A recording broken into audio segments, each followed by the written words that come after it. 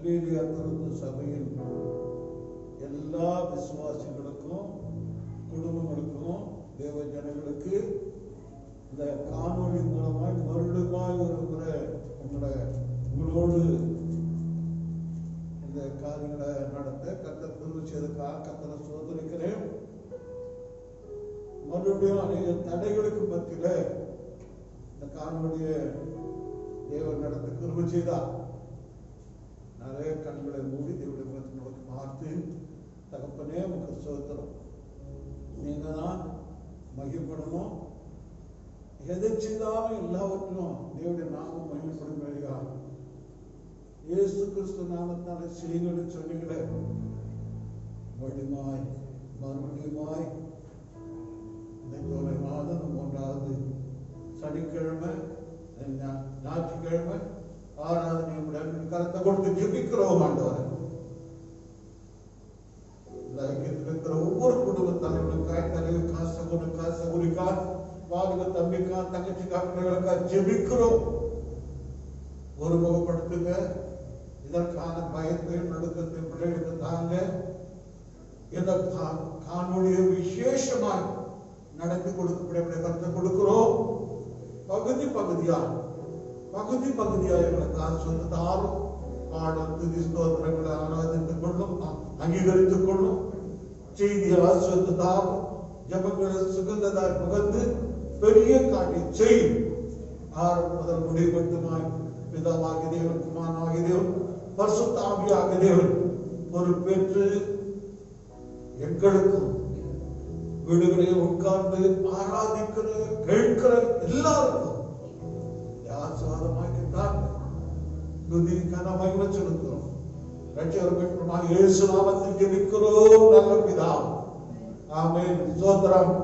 எல்லா ஸ்தோத்திரம் பண்ணுவோம். ஸ்தோத்திரம், ஸ்தோத்திரம், ஸ்தோத்திரம், ஸ்தோத்திரம், ஸ்தோத்திரம். கர்த்தர் நல்லவர். இப்பொழுது அருமையான மகன் அடைக்கலம் முன்ன வந்து சில பாடல்கள் பாடுவாங்க. தேவனை ஆராதிப்போம். கர்த்தர் நாம் மகிமைப்படுத்தோம். கர்த்தர் பெரியவர். ஸ்தோத்திரம். Praise the Lord. ஹல்லேலூயா. கர்த்தருடைய பரிசுத்த நாமத்துக்கு மகிமை உண்டாவதாக. ஆராதனைக்கு ஆரம்பமாக அநாதி தேவனும் அடைக்கலமே, அவர் நித்திய உயர்வுகளின் ஆதாரமே, இந்த தேவன் என்றென்றைக்கும் உள்ள சதா காலங்களில் நம்முடைய தேவன் இருப்பார் என்பது போல காலையில் உணர்ந்து தேவ நாமத்தை ஆராதனைக்கு ஆரம்பம் முதல் பாடலை எல்லோரும் தெரிந்த பாடல். அங்கங்க வீட்டிற்கு தேவ நாமத்தை உயர்த்தி நாம் கரங்களை தட்டி பார்ப்போம்.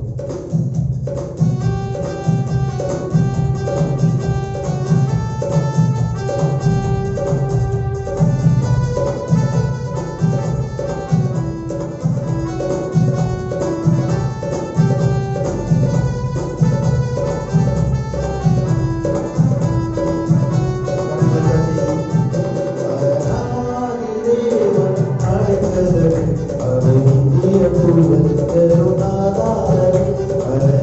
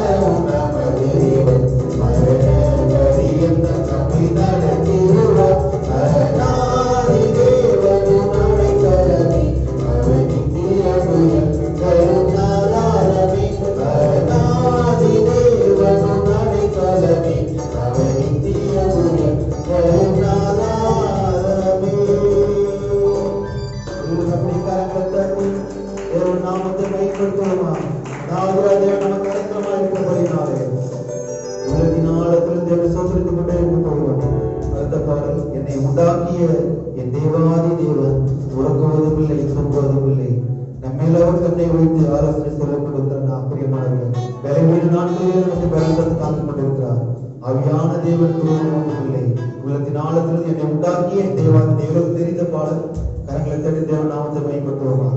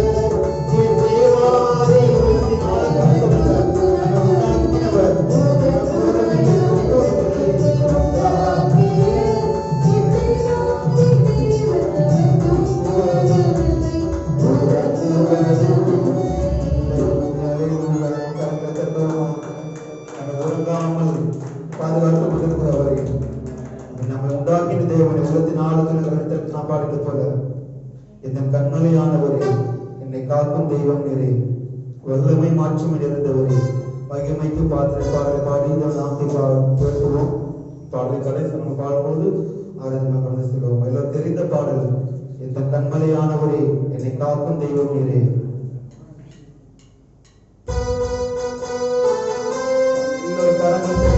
உற்சாகமாக பாடல் வரிகளை உயர்த்து தேவ நாமத்தை உயர்த்தி நாம் பாடுவோம்.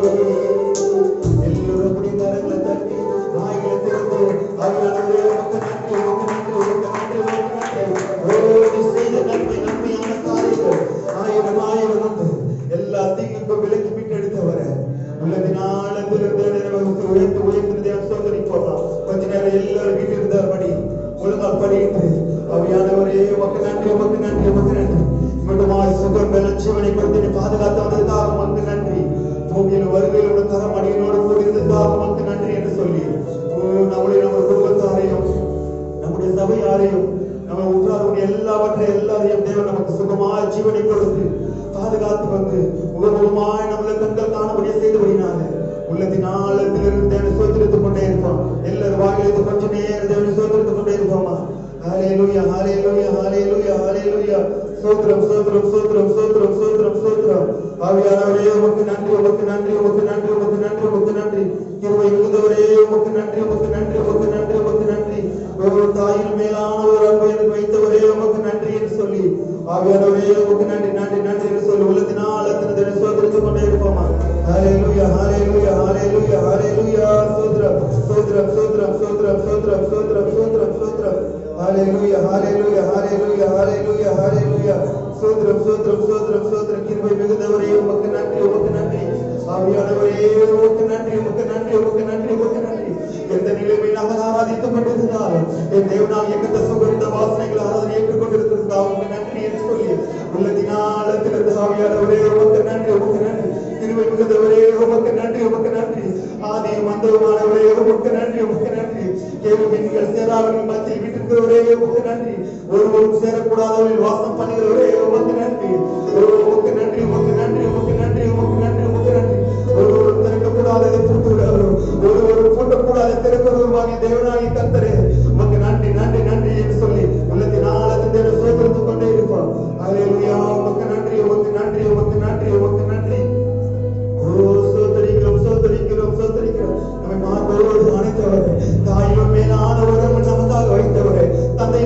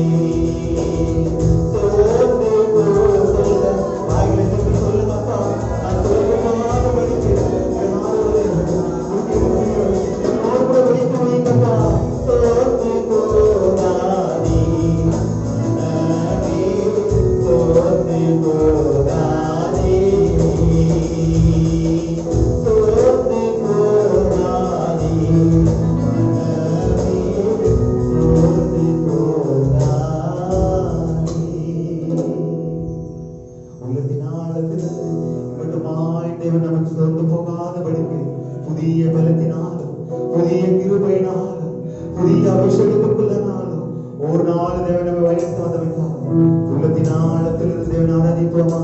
எல்லோரும் இரண்டு கரங்களை பதத்தில் நேராக உயர்த்தி அவையானவருடைய சுகந்த வசதியாக மட்டுமாய் எங்களோட ஆராதனை ஏற்றுக்கொண்டதுக்காக நன்றி என்று சொல்லி உள்ளத்தின் ஆழத்திலிருந்து தேவன் செய்த நன்மையான காரியங்கள் ஆயிரம் ஆயிரம் இருக்கிறது. பிரியமானவர்களே, எத்தனையோ பேர்களுக்கு இந்த ஆபத்து இருந்தாலும் தேவன் நமக்கு சுகமாய் ஜீவனை கொடுத்திருக்கிறார்.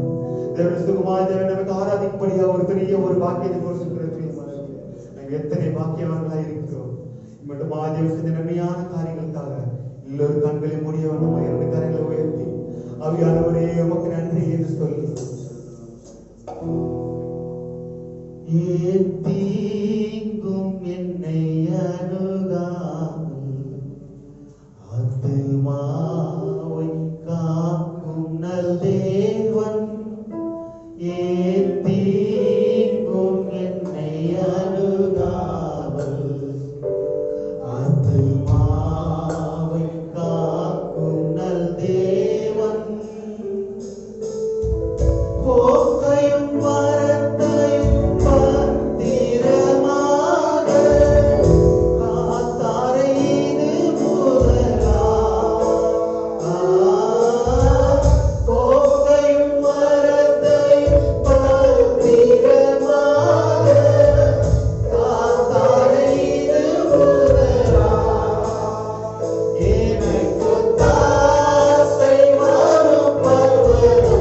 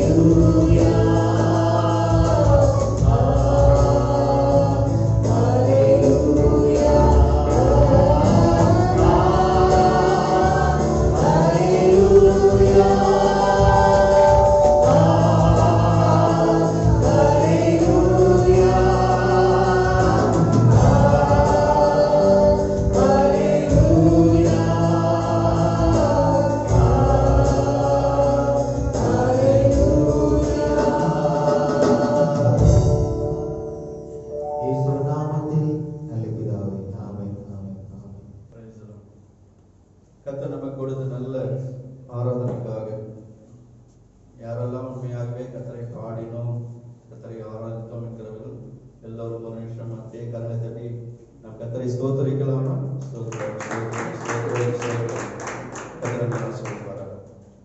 சில பொதுவான அறிவிப்புகள், விசேஷமாக தூர தேசத்தில் இருக்கிற பிரதர் ஸ்டீஃபன் அண்ட் வினோலியா, நம்மளுக்கு நல்லா தெரியும்.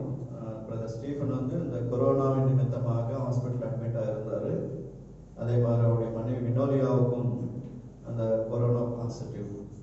கர்த்தர் நம்முடைய ஜெபங்களை கேட்டு 2 பேரும் பிரதர் ஹாஸ்பிட்டலுக்கு டிஸ்சார்ஜ் ஆயிட்டு 2 பேருக்குமே நெகட்டிவ் ரிசல்ட் வர கர்த்தர் கிருபை செய்தார். அது மாத்திரமல்ல 2 பேருமே இப்போது வேலைக்கு போய் கொண்டிருக்கிறார்கள். ஆமென். அல்லேலூயா, அல்லேலூயா. தொடர்ந்து ஜெபித்துக் கொள்வோம்.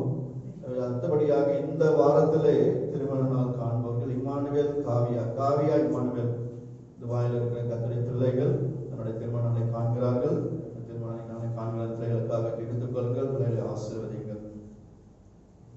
விசேஷமாக தொடர்ந்து இந்த ஆராதனை நடைபெற்று கொண்டே இருக்கிறது.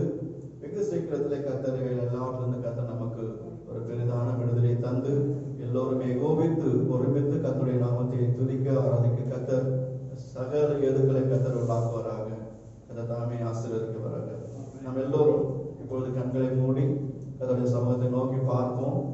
கர்த்தருடைய வார்த்தைகளுக்காக கர்த்தருடைய சமூகத்தை நோக்கி பார்ப்போம். நீங்கள் பரலோக பிதாவே, தன்மையான நல்ல வேலைக்காக நன்றி. தேவரே மட்டுமாய் உம்மை பாட உம்மை துதிக்க தேவரே எங்கள் கொடுத்த ஒரு நல்ல சமயத்திற்காக சந்தர்ப்பத்திற்காக உமக்கு நன்றி தகப்பனே. ஆங்காங்கே வீடுகளிலே எதிர்பார்ப்புகளோடு கர்த்தருடைய வார்த்தை கர்த்தர் என்னோடு என்ன பேசுவார் என்று சொல்லி கர்த்தாவை ஏங்கி தவிக்கிற தாகத்தோடும் தவனத்தோடும் கர்த்தாவை இருக்கிற ஒவ்வொரு ஆத்மாக்களுக்காக ஜெபிக்கிற கர்த்தாவே ஸ்தோத்திரம். வறண்ட நிலத்திலே கர்த்தாவை ஆறுகளை கர்த்தர் உண்டாக்குற தேவனாலே மூடு கர்த்தர் தேவனாலே கூடு தகப்பனே. ஒவ்வொருவருக்கும் கர்த்தர் அவருடைய வறட்சியை எல்லாவற்றும் அகற்றும்படியான ஒரு கர்த்தாவே, ஒரு பெரிய கர்த்தாவே, ஒரு செழிப்பட்டில் கட்டிட போற கிருபைக்காக உமக்கு நன்றி. வார்த்தைகளோடு கூட பிள்ளைகளோடு நீங்க பேசுங்க கர்த்தாவே. வார்த்தைகள் கர்த்தாவே புறப்பட்டு வரும்போதே கர்த்தருடைய சமூகத்தை கர்த்தருடைய தொடுதலை கர்த்தாவே உணர கிருபை செயல் தகப்பனே ஸ்தோத்திரம் ஐயா. மனுஷனுடைய வார்த்தைகள் அல்ல கர்த்தாவே, மூளையிலிருந்து பிறக்கும் வார்த்தைகள் அல்ல கர்த்தாவே, இருதயங்களை உடைக்கும் வார்த்தைகளா, இருதயங்களை கட்டும் வார்த்தைகளா கர்த்தாவே. உடைய வார்த்தைகள் நீர் மாற்றும்படியாக கெஞ்சிருங்க தாவே. பிதாவே ஆவியானவர் தாமே உங்களோடு இருந்து பேசுவார் என்று சொன்னீரே கர்த்தாவே. கர்த்தர் சொல்லுவதையே சொல்லுவேன் என்று மிகாயேல் சொன்னது போல கர்த்தாவே, கர்த்தர் நீர் என்ன சொல்ல சித்தமா இருக்கிறீரோ அந்த காரியங்களை மாத்திரம் நீர் எங்களோடு கொடுப்பார் என்று கொள்ளும். ஆசீர்வதியும். இதனால் உண்டான எல்லா துதி கனமகிமையும் உமக்கு ஒருவருக்கே செலுத்துகிறோம். இயேசு கிறிஸ்துவின் மூலம் ஜெபிக்கிறோம் நல்ல பிதாவே. ஆமென். Praise the Lord. ஆமென். ஸ்தோத்திரம். மீண்டுமாய் இன்னைக்கு உங்களுக்கு ஐயா செய்தி கொடுப்பார் என்று ஒருவேளை எதிர்பார்ப்போடு நீங்க இருந்திருக்கலாம். ஸ்தோத்திரம். ஐயா பேசினாலும் சரி, நான் பேசினாலும் சரி, பேசுகிறவர் பிதாவின் ஆவியானவர். அப்படிதான் நம்ம கர்த்தருடைய வார்த்தைகளை நாம் கவனிக்க வேண்டும். புறப்படுகிற ஒவ்வொரு வார்த்தையும் சொல்லப்பட்டிருக்கிறது கர்த்தருடைய வார்த்தைகள் 7 தரம் மனக்கோயிலே புடமிடப்பட்ட வார்த்தைகள் இருக்கு. சோ பேசுற ஒவ்வொரு வார்த்தையுமே புடமிடப்பட்ட வார்த்தைகள். அந்த வார்த்தைகள் கர்த்தரே நம்மோடு கூட பேசுகிறார் என்ற ஒரு உணர்வோடு கூட கர்த்தருடைய வசனங்களை நாம் பார்க்கும் பொழுது இந்த வார்த்தைகள் உயிர் உள்ளவைகள், வார்த்தைகள் கிரியை செய்யும், வார்த்தைகள் இருதயங்களை அசைக்கும், வார்த்தைகள் ஆசீர்வாதத்தை கொண்டு வரும். கர்த்தருடைய வார்த்தைகள் நம்மை பரிசுத்தமாக்கும். அல்லேலூயா, அல்லேலூயா. சோ ஜெபத்தோடு கூட இருங்கள். அப்போஸ்தலனாகிய பவுல் பாத்தீங்கன்னா இந்த தெசலோனிக்கர் பட்டத்துல வாசிக்கும்போது நாம் எல்லாரும் மாம்சத்தின்படி பிரிஞ்சிருக்கிறோம், ஆனா இருதயத்தின்படி என்ன இருக்கிறோம், இணைந்து இருக்கிறோம். இப்போ அப்பேற்பட்ட நிலைமையில தான் நம்ம ஒவ்வொருத்தருமே இருக்கிறோம். ஆமென். அல்லேலூயா. சொல்றாரு, நான் 2-3 தடவை வரணும்னு பிரயாசப்படுத்தேன், ஆனாலும் சாத்தான் கொரோனா வழியா அதை தடுத்துட்டான். அல்லேலூயா, அல்லேலூயா. கர்த்தர் இருக்கிற எல்லா தடைகளை நீக்கி போடுகிறவர் நமக்கு முன்னே கடந்து சென்று கொண்டே இருக்கிறார். ஆமென். அல்லேலூயா. அவர் அடைபட்டிருக்கிற எல்லா வாசல்களையும் அவர் திறக்க போகிறார். எல்லோரும் சபையா எல்லோரும் ஒன்று சேர்ந்து நாம் ஏகோபித்து கர்த்தரை துதிக்கத்தான ஏதுக்களை வெகு சீக்கிரத்தில் அவர் நமக்கு உண்டாக்க இருக்கிறார். அல்லேலூயா. அது தூரமா இல்லை. ஆமென். அல்லேலூயா. ஓகே, இன்றைக்கு கர்த்தர் ஒரு வசனத்தோடு கூட கர்த்தர் நம்மத்திலே பேசுவாராக. என்னோடு கூட சேர்ந்து வாசிங்கள். யோபு 42ஆம் அதிகாரம் 12ஆம் வசனத்தினுடைய முதல் பகுதியை மாத்திரம் நான் வாசிக்கிறேன். யோபு 42ஆம் அதிகாரம் 12ஆம் வசனத்தினுடைய முதல் பகுதியை மாத்திரம் நான் வாசிக்கிறேன். கர்த்தர் யோபின் முன் நிலைமையை பார்க்கிலும் அவன் பின் நிலைமையை ஆசீர்வதித்தான். மறுபடியும் வாசிக்கிறேன். கர்த்தர் யோபின் முன் நிலைமையை பார்க்கிலும் அவருடைய பின் நிலைமையை கர்த்தர் ஆசீர்வதித்தார். இங்கே 2 காரியங்களை நாம் பார்க்க முடியுது. ஒன்று முன் நிலைமை, இன்னொன்று பின்னிலைமை. ஆமென். ஹல்லேலூயா, ஹல்லேலூயா. சோ இங்க பார்க்கிறோம், இந்த யோபு மிகவும் சொல்ல போனா நம்ம மாதிரி கிடையாது. ஏன்னா தேவனால் சாட்சி பகிரப்பட்ட, சாட்சியாய் சொல்லப்பட்ட ஒரு கர்த்தருடைய தாசன். ஹல்லேலூயா, ஹல்லேலூயா. ஏன்னா யோபுனுடைய 1ஆம் அதிகாரம் 8வது பார்க்கிறோம், கர்த்தர் சாத்தானை நோக்கி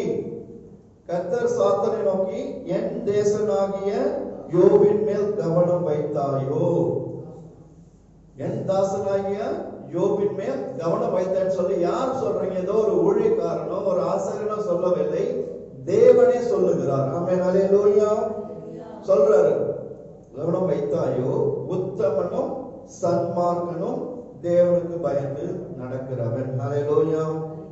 நமக்கு தெரியும், இந்த யோபு சொல்றாங்க, என்ன சரித்திர ஆசிரியர்கள் என்ன சொல்றாங்கன்னா, மிகவும் பழைய புத்தகம், வேதத்திலே முதல் எழுதப்பட்ட புத்தகம் என்று சொல்றாங்க. ஏன்னா யோபு எழுதுவது யோபுனுடைய புத்தகம் யோபுனால் எழுதப்படவில்லை, அதற்கு பிறகு வந்த கர்த்தருடைய பிள்ளைகள் தான் அதை எழுதினார்கள் என்று நாம் பார்க்க முடியும். இங்க பார்க்கிறோம், யோபு இங்கே முக்கியமான ஒரு காரியம், அவன் உத்தமன் என்கிற ஒரு காரியத்தை குறித்து நாம் பார்க்க முடியும். ஹல்லேலூயா. அவன் எப்பொழுது உத்தமனா இருந்தான்? அப்போ தேவாலயம் இருந்ததா? கிடையாது.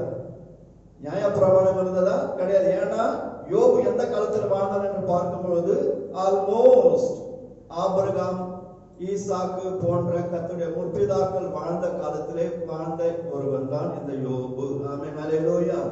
ஏன்னா அது மேற்பட்ட யாத்திரையாளர்கள் 20ஆம் அதிகாரத்தில் தான் கர்த்தர் நியாயப்பிரமாணத்தை கொடுக்கிறார். சோ பைபிள் கிடையாது, நியாயப்பிரமாணம் கிடையாது, ஆசரிப்பு கூட தேவாலயம் கிடையாது. அப்படி ஒன்றுமே இல்லாத ஒரு நேரத்தில், அப்படிப்பட்ட ஒரு காலத்திலே இவன் எப்படியாய் வாழ்ந்தான் என்று பார்க்கும் பொழுது அவன் உத்தமனாய் வாழ்ந்தான். ஹல்லேலூயா, ஹல்லேலூயா.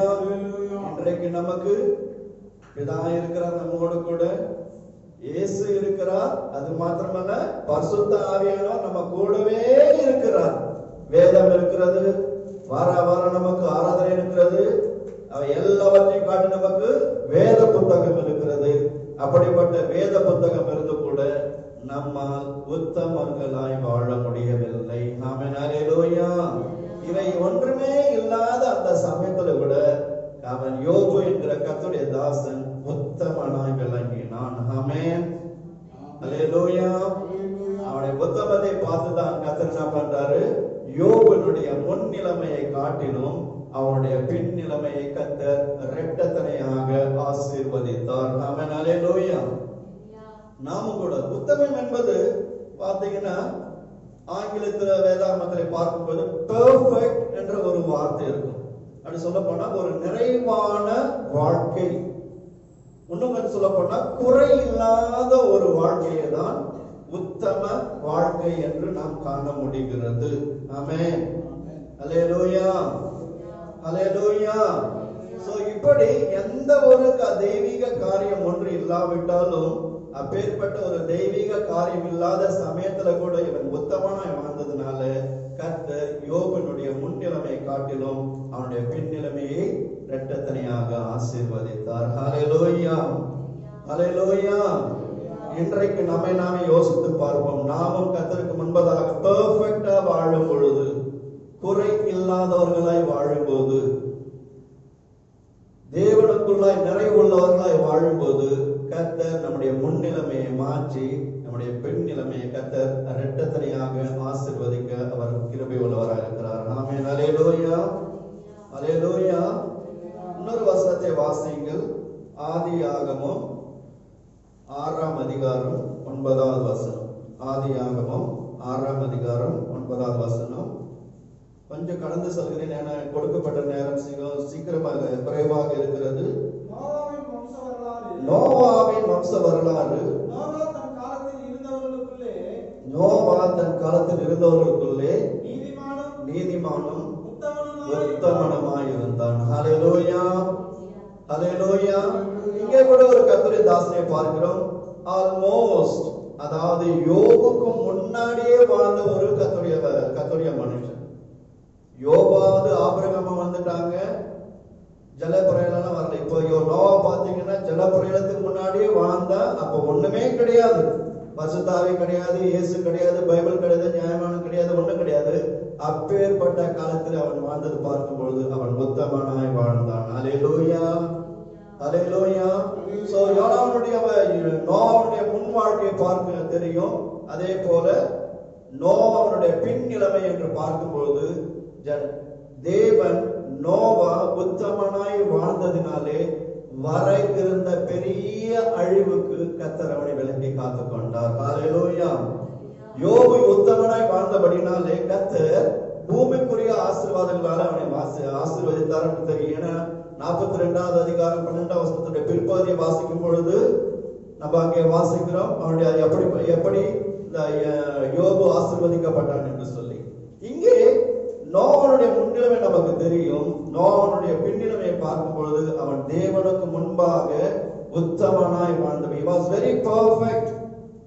உத்தமனாய் வாழ்ந்தபடினாலே உத்தமன் என்று பார்க்கும் பொழுது நீங்க பிரதர் எப்படி உத்தமத்தைன்னு சொல்றீங்கன்ற கர்த்தருடைய குறைவில்லாமல் கர்த்தருடைய காரியங்களை குறைவில்லாமல் இருப்பேன். எக்ஸாம்பிள் பாருங்க, ஃபர்ஸ்ட் பெஸ்ட் உத்தமன் பார்க்கும்போது நம்முடைய கர்த்தராகிய இயேசு கிறிஸ்து தான் சொல்லலாம். இப்போ அவர் உலகத்துல வந்த பொழுது அவர் எதற்காக வந்தார்? அதை செய்ய வேண்டிய காரியத்தை மிகவும் நேர்த்தியாக அவர் செய்து முடித்தார். கடைசியாக சிலுவை கட்ட பார்க்கிறாரு. யோவான் தாய் இயேசுவினுடைய தாய் தனித்தனியே இருக்கிறாங்க. அவங்களுக்கு ஒரு காரியத்தை செஞ்சு முடிக்கணும். ஏன்னா என்ன சொன்னேன், உத்தமன் என்பது என்னது?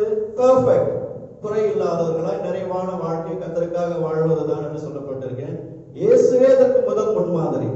ஸ்திரீயே அதோ உன் மகன், சீஷனே அதோ உன் தாய். அவளுக்கு செய்ய வேண்டிய ஒரு காரியத்தை பெர்ஃபெக்டாக செஞ்சு முடித்து எல்லாம் முடிந்தது என்று அறிந்து அவர் தம்முடைய ஜீவனை விட்டார். அல்லேலூயா. நமக்கு எல்லாருக்கும் முதல் ஒரு எடுத்துக்காட்டை நம்முடைய கர்த்தராகிய இயேசு கிறிஸ்து. அல்லேலூயா, அல்லேலூயா. இங்கே பார்க்கிறோம் நோவா அவனுடைய முன்னிலைமை என்ற ஒரு காரியம், அவருடைய பின்னிலைமை அங்க பார்க்கும்போது அங்கே இருந்த நோவா தன் காலத்தில் இருந்தவர்கள் எப்படிப்பட்டவன் தெரியுமா? அவ்வளவு ஏடாப்பணம் பிடிச்சவங்க எல்லாரும் என்னது கர்த்தர் சொல்றாரு, என்ன சொல்றாரு? வாசிங்கள் 5ஆம் வசனம், மனுஷனுடைய அக்கிரமம் பூமியிலே பெருகினது என்றும் அவருடைய இருதயத்தின் நினைவுகள் தோற்றமெல்லாம் நித்தமும் பொல்லாதது. எப்படி அக்கிரமம் நிறைந்தவர்களாய் பொல்லாதவா இருந்த அப்படிப்பட்ட காலத்திலே நோவா தன்னுடைய வாழ்க்கையில அவன் உத்தமனாய் வாழ்ந்தான். ஹல்லேலூயா, ஹல்லேலூயா. அப்படித்தான் உத்தமனாய் வாழ்ந்ததினாலே வர இருந்த இந்த உலகத்துக்கே வர இருந்த அழிவுக்கு கர்த்தர் நோவாவை பாதுகாத்தார். ஆமென், ஹல்லேலூயா. நாம் உங்களோட நோவாவை போல கர்த்தருக்காக உத்தமமா வரும்போது நமக்கு வர இருக்கிற ஒரு அழிவு, ஈவன் ஒரு கொரோனா ஒரு அழிவுன்னு சொல்லலாம். ஏன்னா அநேகர் அதை வாரிக்கொண்டு சென்றிருக்கிறது. இப்படிப்பட்ட பேரழிவுகளிலிருந்து கர்த்தர் நாம் கர்த்தருக்கு முன்பாக உத்தமர்களாய் when we live perfect in front of God, before God, so நமக்கு வர இருக்கிற ஒரு பெரிய அழிவிலிருந்து கர்த்தர் நம்மை விடுதலையாக்க முடியும். ஆமென், அல்லேலூயா. மூன்றாவதாக ஒரு காரியத்தை பார்ப்போம். ஸ்தோத்திரம். 2 ராஜாக்கள் 20ஆம் அதிகாரம் 2வது வசனம் வாசிங்கள். நான் வாசிக்கிறேன். 2 ராஜாக்கள் 20ஆம் அதிகாரம். கர்த்தாவே, அந்த வசனம் 2 ராஜாக்கள் 20 கர்த்தாவே, நான் உமக்கு முன்பாக உண்மையும் மன உத்தமமாய் நடந்தேன். ஹல்லேலூயா. தெரியும், நல்லாவே தெரியும். எசேக்கியா ராஜா இங்க சொல்லப்பட்டிருக்கிற காரியம் யாரை குறித்து சொல்லப்பட்டிருந்தால் எசேக்கியா ராஜாவை குறித்து சொல்லப்பட்டது. நான் உமக்கு முன்பாக உண்மையும் உத்தமமாய் நடந்தேன். ஆமென், அல்லேலூயா. சோ அப்படி அந்த யூதா தேசத்தை ஆண்ட ராஜாக்களுக்குள்ளே இந்த எசேக்கியா ராஜா எப்படி வாழ்ந்திருந்தான் பார்க்கணும். ஏன்னால் எசேக்கியாவால் உண்டாக்கப்பட்ட கொண்டு வரப்பட்ட மாற்றங்கள் பெரிய மாற்றங்கள் யூதா தேசத்தில். ஏன்னால் தேசம் விக்கிரகங்களுக்கு விரோதமாக சென்று கொண்டிருக்கும் போது இந்த எசேக்கியா ராஜா எழுப்பி அந்த விக்கிரகங்கள் எல்லாம் அழைத்து கர்த்தருக்கு என்ன சொல்றான், நான் உமக்கு முன்பாக உண்மையாய் உத்தமமாய் நடந்தேன். அல்லேலூயா. அவனுடைய நிலைமை என்ன தெரியுங்களா? சாக போகிற நிலைமையில இருக்கிறான். அல்லேலூயா. அவனுடைய முன்ன வாழ்க்கையை நமக்கு தெரியும், நல்லா வாழ்ந்தான். இப்ப அவனுடைய நிலைமை என்று பார்க்கும் பொழுது சாக போகிற நிலைமை. ஏசாயாத்திற்கு சென்று சொல்றாரு, எல்லாம் ரெடி பண்ணிட்டு கர்த்தர் என்ன பண்ண போறாருன்னு எடுத்துக்கொள்ளப்படுறாரு. அவன் கர்த்தரை நோக்கி சொல்லுகிறான், நான் உமக்கு முன்பாக உத்தமமாய் நடந்தேன். அல்லேலூயா, அல்லேலூயா. அதனால என்ன பண்றான்? மரணத்திலிருந்து சாவிலிருந்து அவன் விடுதலையாக்கப்படுகிறான். அவனுடைய முன்னிலைமை பார்க்கணும், அவனுடைய பின்னிலைமை கர்த்தர் ஆசீர்வதிக்கிறார் என்று சொல்லி பார்த்தோம். ஆமென், ஹல்லேலூயா. இங்க 3 எடுத்துக்காட்டுகள் நான் சொன்னேன். இந்த 3 எடுத்துக்காட்டுகள் வந்து கொஞ்சம் ஒரு சூப்பர்ஃபிஷியல் சொல், மேலோட்டமாக தான் அந்த காரியத்தை நான் சொல்லியிருக்கிறேன். இனிமேற்பட்டு நம்ம பார்க்க போகிற ஒரு வசனத்தை தான் ஆதியாகமம் 17ஆம் அதிகாரம் 1ஆம் வசனத்தை வாசிங்கள். ஆதியாகமம் 17ஆம் அதிகாரம் 1ஆம் வசனத்தை வாசிங்கள். ஆபிரகாம் 99 வயதான போது கர்த்தர் ஆபிரகாமுக்கு தரிசனமாகி நான் சர்வ வல்லமையுள்ள தேவன், நீ எனக்கு முன்பாக நடந்து கொண்டு உத்தமனாயிரு. ஹல்லேலூயா. இன்றைக்கு கர்த்தர் நம்மோடு கூட பேச தெரிந்து கொண்ட முக்கியமான காரியம், சாராம்சம் பார்க்கும்போது இந்த வசனம் தான். ஹல்லேலூயா. கர்த்தர் ஆபிரகாமை பார்த்து சொல்லுகிறார், நீ எனக்கு முன்பாக நடந்து கொண்டு உத்தமனாயிரு. ஹல்லேலூயா, ஹல்லேலூயா. இங்க பார்க்கிறோம், ஃபர்ஸ்ட் யோபு பார்த்தோம். யோபை பார்த்து தேவனே சாட்சி சொல்ற உத்தமன் சொல்லி. ரெண்டாவது பார்த்தோம், அங்கே பாரு மோசே தான் எழுதுறாரு. அதாவது நோவாவுடைய முதலாவது யோபுடைய உத்தமத்தை தேவனே சாட்சி பகிர்கிறார். நோவாவுடைய உத்தமத்தை பார்க்கிறான், அங்கே அவனால் சாட்சி பகிரப்படுகிறான். எசேக்கியேல் தானே சொல்லுகிறான், நான் உமக்கு முன்பாக உத்தமமாய் நடந்தேன் என்று சொல்லுகிறான். இந்த 3 பேருக்கும் இங்கே சொல்லப்பட்டிருக்கிற ஆபிரகாமுக்கும் இருக்கிற வித்தியாசம் என்னவென்று பார்க்கும்போது, இங்கே கர்த்தர் ஆபிரகாமை பார்த்து கர்த்தரே சொல்றார். அந்த 3 காரியங்கள் பார்க்கும்போது அது நடந்து முடிந்த காரியங்கள். ஹல்லேலூயா.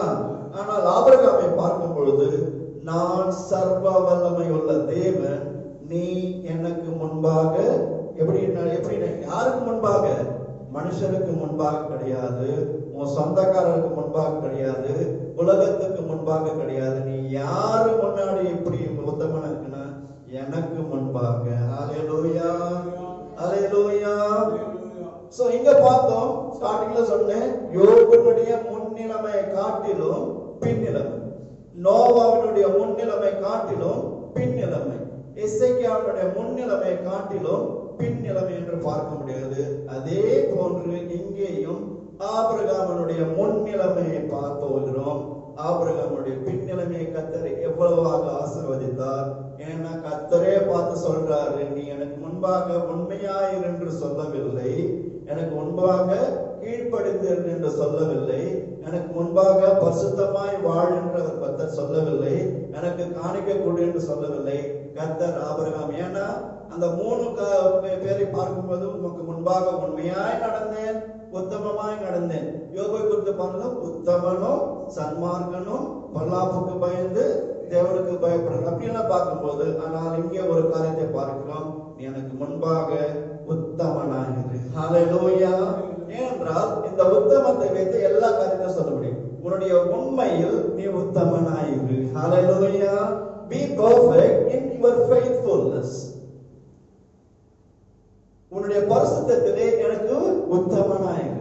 Be perfect in your holiness. எனக்கு கொடுக்கிறதிலே நீ உத்தமனாயிரு. ஜெபிக்கிறதிலே அவருடைய ஜெப வாழ்க்கையில நீ உத்தமனாய். Be perfect in your prayer life. தானியேல் பெர்ஃபெக்ட்டா இருந்தார். தன் முன் செய்து வந்தபடியே என்ன பண்றாரு? தலகணி திறந்திருக்க பரலோகத்தின் தேவனை நோக்கி. ஹல்லேலூயா. ஜெபத்திலே உத்தமம். ஜெப வேலையாகிய 3ஆம் மணி நேரத்துல பேதுரும் யோகாபும் என்ன பண்றாங்க? தேவாலயத்துக்கு போறாங்க. ஜெபத்திலே உத்தமம்.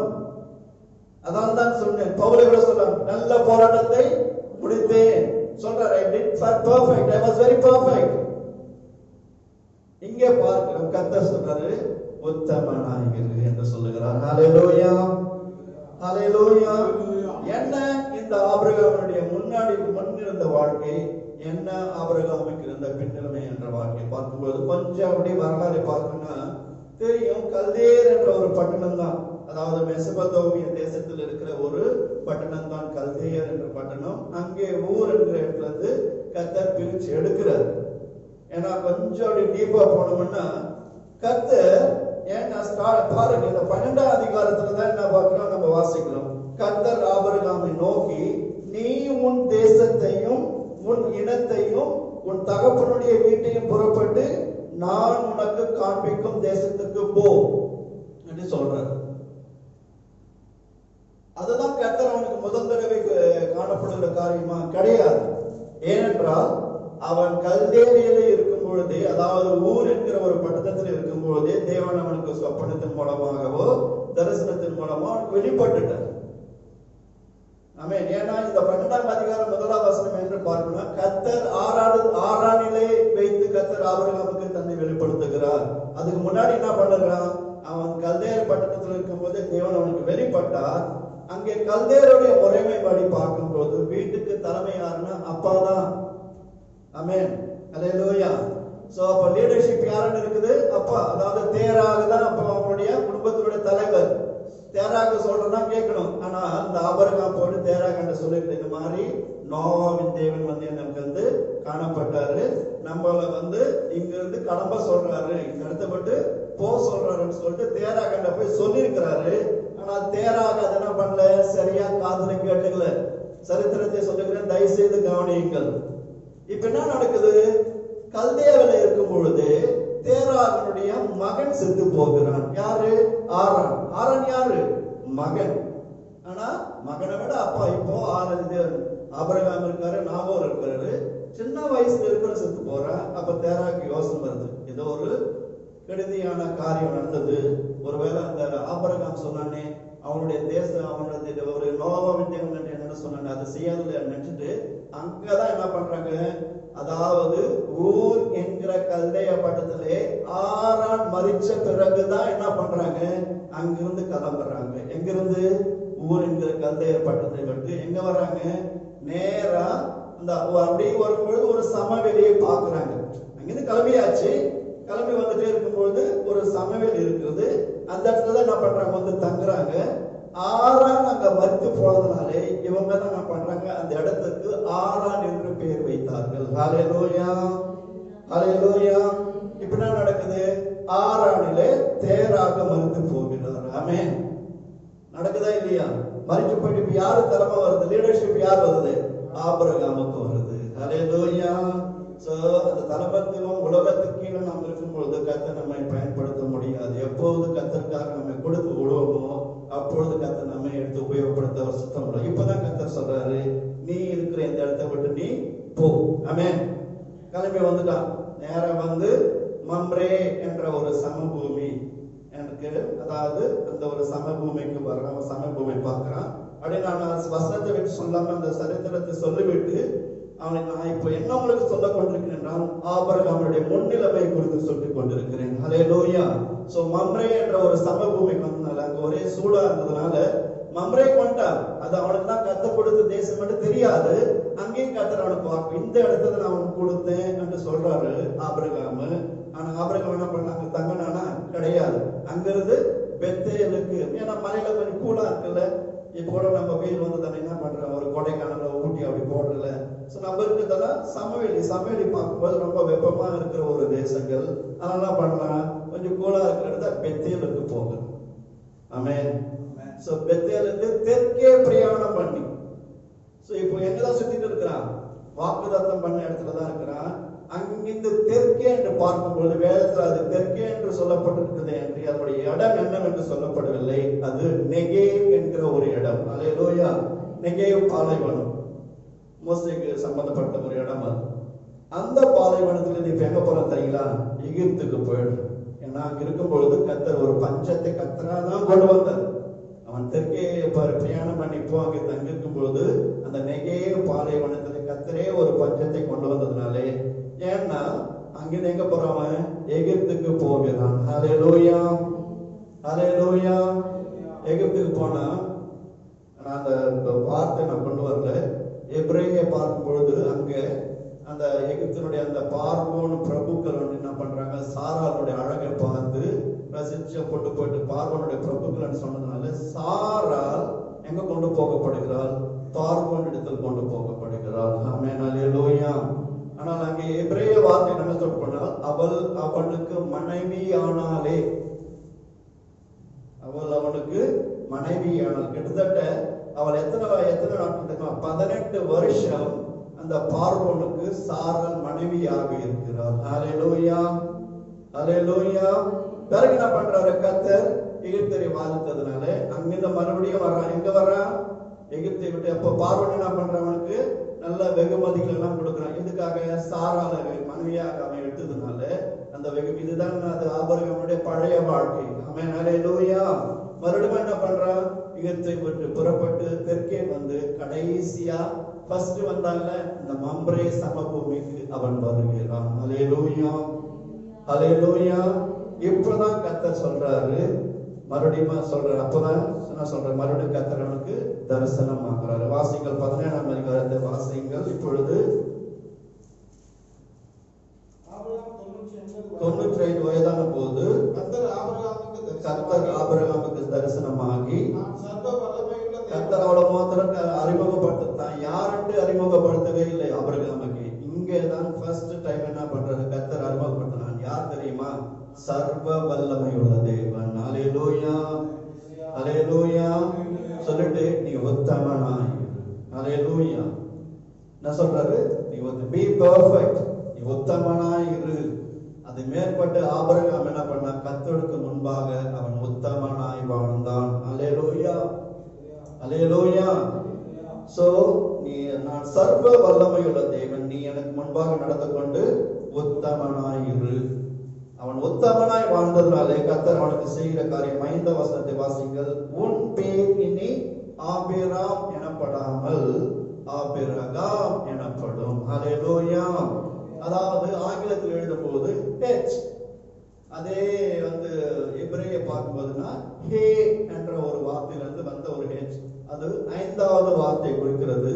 அந்த 5வது வார்த்தையுடைய அர்த்தம் என்ன பார்க்கும் பொழுது தேவ வல்லமை. ஹல்லேலூயா, ஹல்லேலூயா.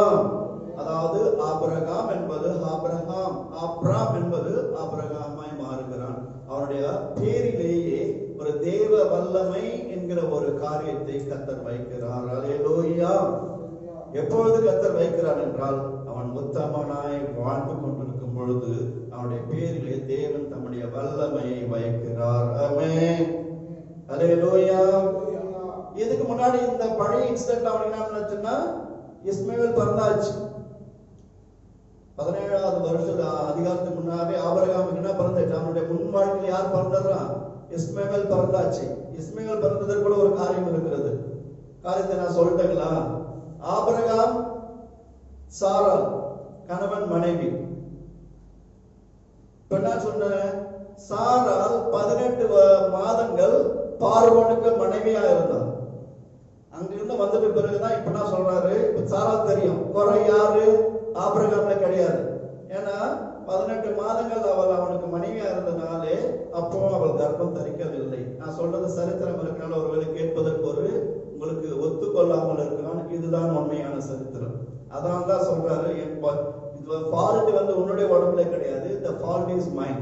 என்னுடைய உடம்புல தான் ஃபால்ட் இருக்குது. அதனால அட்லீஸ்ட் என்ன பண்ண, ஆகாரோடு கூட நீ பிரவேசி, அவனால நமக்கு ஒரு சந்ததி உருவாகட்டும் என்று அவர் சொல்லுகிறார். ஹல்லேலூயா. அதாவது இஸ்மவேல் பிறந்தது ஆபிரகாமுக்கு தேவன் உத்தமனாய் இரு என்று சொல்வதற்கு முன்பதாகவே அவன் பிறந்து விட்டான். ஹல்லேலூயா. நான் என்ன சொல்ல வரேன்னா, தேவன் அவனுக்கு கட்டளையிட்ட பிறகு அவன் உத்தமனாய் வாழ்ந்ததுனாலே வாக்குதத்தம் பண்ணப்பட்ட தன்னுடைய மனைவியாக சாராள் மூலமாய் ஒரு வாக்குதத்த சந்ததியை அவனுக்கு கொடுக்கிறார். ஹல்லேலூயா. முதல் ஆசீர்வாதம், கர்த்தர் அவனோடு கூட உடன்படிக்கை செய்கிறார். அவன் உத்தமனாய் வாழ்ந்ததுனாலே கர்த்தர் அவனுக்கு கொடுக்கிற ஒரு காரியம், அவனோட கூட உடன்படிக்கை. நான் உன் தேவன், நீ என்னுடைய மகன், உன் மூலமாய் அநேக ஜாதிகள் சந்ததிகளை உருவாக்குவேன். ஆமென். கர்த்தர் நம்மளோட என்ன பண்றாரு? உலகத்துக்கு அடிமையாக வாழ்ந்து கொண்டிருந்தான். தம்முடைய பசுத்த ஆவியை நம்மளை இருக்கும்போது நமக்கு பலன் வந்தது. ஹல்லேலூயா. தேவ வல்லமையாக பசுத்தாவே நம்மிடத்தில் வரும் பொழுது நமக்கு பலன் வந்தது. அந்த பலத்தினால நாம் இப்பொழுது வாழ்ந்து கொண்டிருக்கிறோம். ஹல்லேலூயா. இங்க பார்க்கிறோம், ஆபிரகாம் தேவனுக்கு முன்பாக உத்தமனாய் வாழ்ந்ததினாலே அவன் வாக்குதத்தம் பண்ணப்பட்ட ஒரு சந்ததியாக ஈசாக்கை அவன் பெறுகிறான். ஹல்லேலூயா.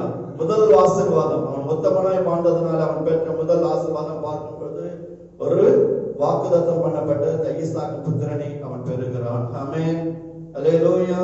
இரண்டாவது, தேவன் அவனோடு கூட உடன்படிக்கை செய்கிறார்.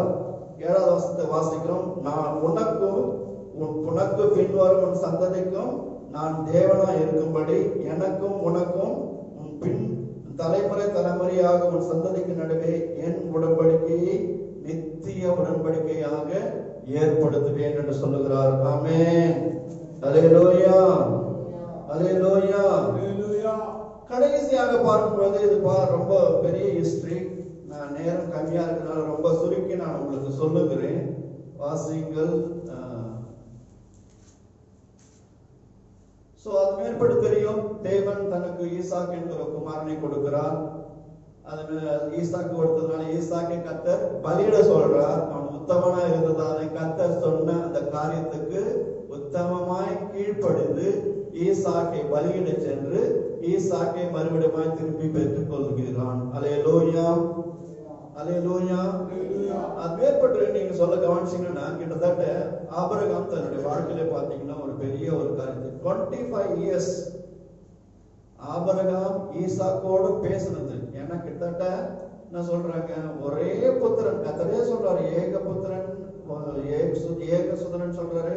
அவனோடு கூட பேசின வருஷங்கள் என்று பார்க்கும்போது 12 years 30 வருஷமா அவன் குழந்தை இல்லாம ஒரு குழந்தையை கொடுத்துட்டு அந்த வாக்காள அந்த மோரியா தேசத்துல போய் பலியிட போனார்ல, அது மேற்பட்டு அவனோட கூட அவன் பேசவே இல்லை. சரித்திரம் அப்படிதான் சொல்லுது. 12 வருஷம் அவன் ஈசாக்கோடு கூட பேசவே இல்லை. அல்லேலூயா. அதாவது அவன் ஆபிரகாம் ஈசாக்கோடு கூட பேசினது only 12 years தான். ஈசாக்கு பலியிட சென்ற போது அவனுடைய வயது 12. அது மேற்பட்டு பார்க்கும்போது ஆபிரகாம் 25 வருஷம் தன்னுடைய மனைவியிடத்து பிரிந்தே இருந்திருக்கிறான். ஏன்னா நம்மளுக்கு தெரியும் சாராள் என்ன பண்ற, மம்ரே எனக்கு செத்து போடும்போது ஆபிரகாம் வந்து என்கிற ஒரு வார்த்தை இருக்கும். அதாவது ஆபிரகாம் பெயர் சாபாவிலே இருக்கிறான். ஆனால் சாராள் என்ன பண்றான், இந்த மாதிரி ஈசாக்கு வந்து தன்னுடைய அம்மாவோட சொல்லும் பொழுது இது மாதிரி அப்பா எனக்கு இது மாதிரி பண்ணிட்டாருன்னா கோபித்து கொண்டு வந்துடுறான். இங்கிருந்து பெயர் சாபாவில இருந்து மம்ரே சமபூமிக்கு வந்து சாராள் அங்கே தங்குகிறார். 25 வருடம் தேவன் சொன்ன ஒரே ஒரு காரியத்தின் நிமித்தமாய் குமாரன் உன்னுடைய மகனை பலியிடு என்று சொன்னது, அதற்கு கீழ்ப்பட உத்தமமாய் அவன் கீழ்ப்படுவதனாலே அவன் தன்னுடைய வாழ்க்கையிலே தன்னுடைய மனைவியோடு till she dies சாராள் மரிக்கிற வரையிலும் ஆபிரகாம் சாராளோடு கூட பேசவே இல்லை. ஏனென்றால் நம்ம வேதத்துல வாசிக்கிறோம், சாராள் எப்ரேன் அந்த மம்ரே சமபூமியில செத்து ஏத்தியர்கள் மத்தியில் அவர் வாழ்ந்து கொண்டிருக்கும் பொழுது ஆபிரகாம் பேர் சபாவில் இருந்து வந்து அவரை அடக்கம் பண்றார். ஏத்தியர்கள் ஒரு நிலத்தை வாங்கி அங்கே அடக்கம் பண்ண. கிட்டத்தட்ட எத்தனை வருஷம் சாராள் நான் பேசுறேன்னா 25 வருடங்கள் தன்னுடைய மனைவி பேசுறது. சாராள் செத்து போறாளா, அவனுடைய அது அடுத்த புத்தகத்தை பார்க்கணும். சாராள் செத்து போன பிறகுதான் அவள் கேத்தூரால் என்னும் ஒரு சகோதரி அவன் கல்யாணம் செய்கிறான். ஹல்லேலூயா. He was very perfect in all his work. அவன் எல்லா காரியத்திலும் அவன் மிகவும் உத்தமனாய் நடந்தான். ஆமென். ஹல்லேலூயா. அவன் உத்தமனாய் நடந்ததனாலே இனி உன் பேர் ஆபிரகாம் எனப்படாமல் ஆபிரகாம் எனப்படும் என்று சொல்லுகிறான். இரண்டாவது, அவன் உத்தமனாய் நடந்ததனாலே அவனோடு கூட நித்திய உடன்படிக்கை கர்த்தர் ஏற்படுத்துகிறார். மூன்றாவது, அவன் உத்தமனாய் நடந்ததனாலே அவனுக்கென்று ஒரு வாக்குத்தத்தம் பண்ணப்பட்ட ஒரு சந்ததி கர்த்தர் உருவாக்குகிறார். ஆமென். He was so perfect. Even சாராள போயிட்டு நேரா போயிட்டு யாராவது போயிட்டு ஒரு காலம் அந்த காலத்துல பார்க்கும் போதெல்லாம் ஒரு சர்வசாதாரணம். ஆனால் அவன் உத்தமனாய் வாழ்ந்தான். ஹல்லேலூயா. உத்தமனாய் வாழ்ந்ததனால் சாராள் மரித்து அடக்கம் பண்ணப்பட்ட பிறகு அதே மாதிரி தன்னுடைய குமாரனுக்கு ஒரு கல்யாணத்தை கட்டிட்டு தான் என்ன பண்றான். பிற செய்திகளில் இந்த காரியத்தை நான் ரொம்ப டீடைலா பேசுறேன். அவன் என்ன பண்றான், கேத்துரால் என்ற ஒரு பெண்ணை அவன் விவாகம் பண்ணுகிறான். ஹல்லேலூயா. கடைசியாக அவருடைய உத்தமத்தை பார்க்கலாம். வாசிங்கள் 25ஆம் அதிகாரம் 5ஆம் வசனம். ஆபிரகாம் தனக்கு உண்டான யாவற்றையும் ஈசாக்குக்கு கொடுத்தான். ஹல்லேலூயா. Is okay. தன்னுடைய மகனை குறித்துதான ஒரு கரிசனை, தன் மகனுக்கு செய்ய வேண்டிய எல்லா காரியத்தையும் அவன் பெர்ஃபெக்ட்டா செஞ்சு முடிச்சான். அடுத்த பெர்ஃபெக்ட் நான் பார்க்கும்போது ஆபிரகாமுக்கு இருந்த வறுமனையான பிள்ளைகளுக்கோ ஆபரகம் நன்கொடுகளை கொடுத்து தான் உயிரோடு இருக்கும் பொழுதே அண்டர்லைன் பண்ண வேண்டிய ஒரு காரியம், தான் உயிரோடு இருக்கும் பொழுதே அவைகள் தன் குமாரனாகி ஈசாக்கை விட்டு கிழக்கு போக அனுப்பிவிட்டான். ஹல்லேலூயா, ஹல்லேலூயா. இப்படியாக ஆபிரகாமுடைய முன்னிலைமையை காட்டிலும் அவனுடைய பின் நிலைமையை கர்த்தர் இரட்டத்தனையாக ஆசீர்வதித்தார். ஹல்லேலூயா, ஹல்லேலூயா. எல்லாம் he was very perfect. அவன் ரொம்ப மொத்தமானா இருந்ததுனாலே அவன் தேவன் செய்ய சொன்ன எல்லா காரியத்திலேயும் தன்னுடைய சொந்த குடும்ப காரியத்திலேயும் he was so perfect. அவன் உத்தமனா இருந்தான். இப்போது கர்த்தருடைய வார்த்தை நம்மை நோக்கி வருகிறது. நாம் கர்த்தருக்கு சொல்லப்படுகிற காரியங்களிலே நாம் உத்தமமாய் நடக்கும் பொழுது கர்த்தர் நம்மை சொல்லுகிறார், நம்பிக்கையுடைய சிறைகளே அரணுக்கு திரும்புங்கள், இரட்டிப்பான நன்மை தருவேன். எப்ப கிடையாது, இன்றைக்கே தருவேன். ஹல்லேலூயா, ஹல்லேலூயா. நாமும் கர்த்தருக்கு முன்பாக உத்தமமாய் ஜீவிக்க வேண்டும். சோ பெர்ஃபெக்ட்டா, குறைவில்லாமல் நிறைவுள்ளவர்களாய் நம்முடைய ஜெபத்திலே ஒரு நிறைவு, கர்த்தருக்கு கொடுக்கிறதிலே ஒரு உத்தமம், கர்த்தருக்காக செய்கிற காரியங்களை செய்கிற ஒரு உத்தமம், கர்த்தருக்காக ஆராதனை செய்வதிலே ஒரு உத்தமம், ஜெபிக்கிறதிலே ஒரு உத்தமம், ஏழைகளை விசாரிப்பதிலே ஒரு உத்தமம். கர்த்தருக்காக நாம் எதை செய்தாலும் அதை கர்த்தருக்காக உத்தமமாய் செய்யும் பொழுது கர்த்தர் நம்மை பார்த்து சொல்லுகிறார், இரட்டிப்பான முன்னிலைமையை பார்க்கணும். யோபனுடைய முன்னிலைமையை பார்க்கணும், அவர் பின்னிலைமையை கர்த்தர் ஆசீர்வதித்தது போல நம்மையும் இரட்டிப்பான ஆசீர்வாதத்தினாலே கர்த்தர் வழிநடத்த அவர் சித்தமுள்ளவர் இருக்கிறார். கர்த்தருக்காக உத்தமமாய் வாழ்வோம், மனுஷருக்கு முன்பாக அல்ல, கர்த்தருக்கு முன்பாக உத்தமமாய் வாழ்வோம். கர்த்தர் தாமே என்ற வசனங்களை நமக்கு ஆசீர்வதிப்பாராக.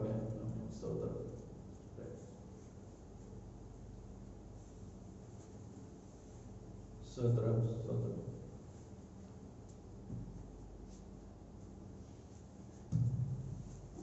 நமக்கு தெரிந்திருக்கிறபடி சங்கீதம் 15:2-3 1-2 யார் உமது கூடாரத்தில், யார் உமது பரிசுத்த பர்வதத்தில் வாசம் பண்ணும், யாருடைய பரிசுத்த பர்வதத்தில் வாசம் பண்ணுவான், உத்தமனாய் நடந்து நீதியை நடப்பித்து மனதார சத்தியத்தை பேசுகிறவன் தானே. ஆமென், அல்லேலூயா. உத்தமனாய் நடந்த பரிசுத்தவான்களை குறித்து அருமையான தேவதாசன் நல்ல விளக்கி, இது வேதத்துல இல்லாத சரித்திரம், இது சரித்திரத்தை எடுத்து நமக்கு விளக்கி கொடுத்த அருமையான தாசனுக்கான நன்றி சொல்றேன். நாம இப்படி போல ஒரு நிறைய காரியம், இன்னும் கூட ஒரு காரியத்தை சொல்லணும்னு ஆசைப்படுறேன்.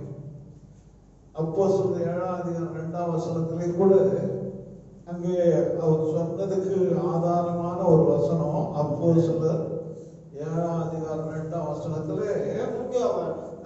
சகோதரரே, பிதாக்களே கேளுங்க, நம்முடைய பிதாவாகிய ஆபிரகாம் காரானூரிலே குடியிருக்கும் முன்னமே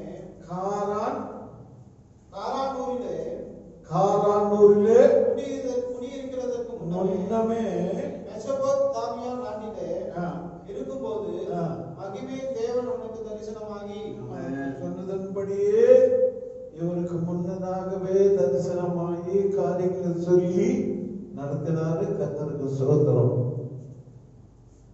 யோபு, நோவா, அருமையான எசேக்கியேல், இந்த ஆபிரகாம் போல உத்தமமாய் நடந்தார்.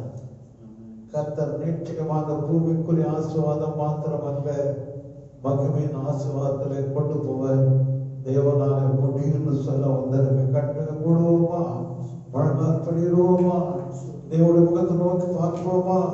முன்னிலைமை பார்க்கலாம், பின்னிலைமை இரட்டத்தனையான ஆசீர்வாதம்.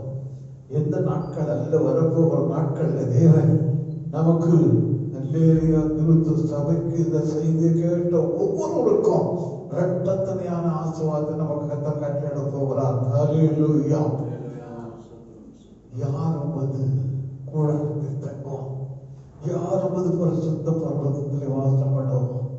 உத்தமனாய் நடந்த நீதியை நடப்பித்து மனதான சத்தியத்தை பேசுகிறவன் தானே. அல்லேலூயா அல்லேலூயா அல்லேலூயா அல்லேலூயா. கர்த்தர் ஸ்தோத்திரம் பண்ணாமா? ஸ்தோத்திரம் ஸ்தோத்திரம் ஸ்தோத்திரம் ஸ்தோத்திரம் ஸ்தோத்திரம் ஸ்தோத்திரம் ஸ்தோத்திரையா. அன்பின் பரலோக பிதாவே, இந்த பரிசுத்த நாளுக்காக ஸ்தோத்திரம், ஆராதனைக்காக நாங்கள் ஸ்தோத்திரிக்கிறோம்.